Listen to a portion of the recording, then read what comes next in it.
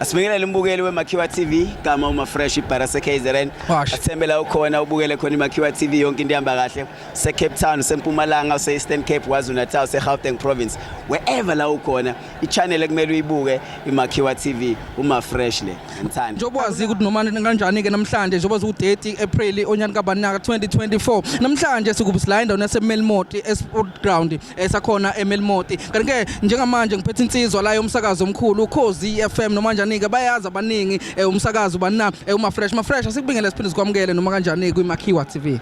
Cape Town sibonge mfethu, sibonge ithuba, sibonga kakhulu kwiMakhiwa TV. Sibonga nomsebenzi eniwenza omuhle. Sure.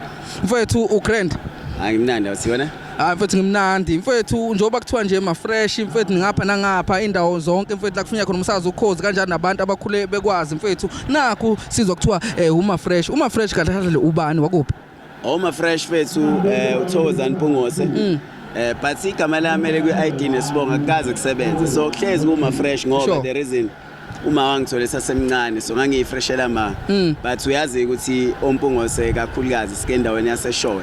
Kodwa ke mina ngidabuka endaweni yasemzinto. So awuthi ekhulele emzinto yakhulela eThekwini so amabhizinisi yomncane hustler yase South Africa. Siqale mfethu kuyo lento yokusakaza mfethu mhlawumbe iqala nini lento yokusakaza kwena? I-radio ngaqala i-radio ngangino 16 years. Ngaba kwi Love Life Radio, ngaba kwi Durban Youth Radio, ngaba kwi Highway Radio, ngaba kwi Highway Radio, ngaba kwi Gagasi. At that time was the sound of the city. Ngaspend isikhathi esiningi kwi community radio station epowerful futhi eThekwini izilomzansi. And then 2009 ngajoin uKhozi FM la ngikhona manje ngenza iyakulala kuKhozi FM. Thursday late and Friday late, so we shoot Friday, Saturday entathakusa. Ngiya enjoy kumnandi. Lokuthola kanjani uKhozi mfethu? uKhozi I think lathola italent mfethu. Kade ngaqala ngihlupha uKhozini. Before bengiqashe bese ngispend about 10 years. Ngifuna ukungena ngisenda ama-emails, ngisenda ama-demo. But ngiyabonga ithuba ukuthi uNkulunkulu uhlelile ngagcina ngifikile. Wazi wavula. Siphume mfethu ukuzokusakaza mhlawumbe khona okunye okuseceleni okwenza ngaphandle kokusakaza. Mfethu ngiyabonga. Ngicela ababukeli beMakhiwa TV bangisupport. Ngisupplier ngama blocks. Ngisupplier ngebuilding sand, plaster sand, ready mix. So imaterial yokwakha nje mfethu indonga nefoundation mfethu ngiyakusupply. And at the same time this coming Saturday ngomhla ka4 ngivula iLifestyle kaMafresh. Isemzinyathi, it's gonna be lit.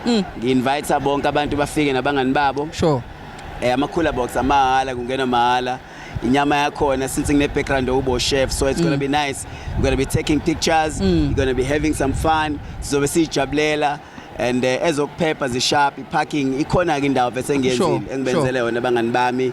Nane ziMakhiwa TV ngiyanidinga. Enhle indawo le. Siyamenya. Hayi no kwaze kwamnandi mfethu mhlambe kusukela manje ke phambili ithini inhlelo zakho sesizophetha nje. Okay, for the next 2-3 years mfethu ukwenza lezi zinto engizenza ngoba ngila nje ngizosebenza.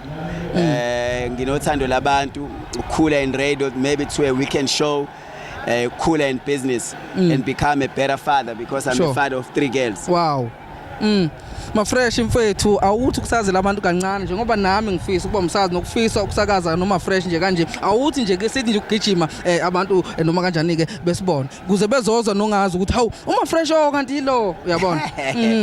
Asibingelele umbukeli weMakhiwa TV kama uMafresh ibhara seKZN. Athembela ukhona ubukele khona iMakhiwa TV yonke into ihamba kahle. SeCape Town, seMpumalanga, seEastern Cape, KwaZulu-Natal, seGauteng Province. Wherever la ukhona, ichannel ekumele uyibuke iMakhiwa TV uMafresh le. Ngithanda. Akulala uKhozi FM, uMafresh, uCape Town, iMakhiwa TV. Bye bye. Hola.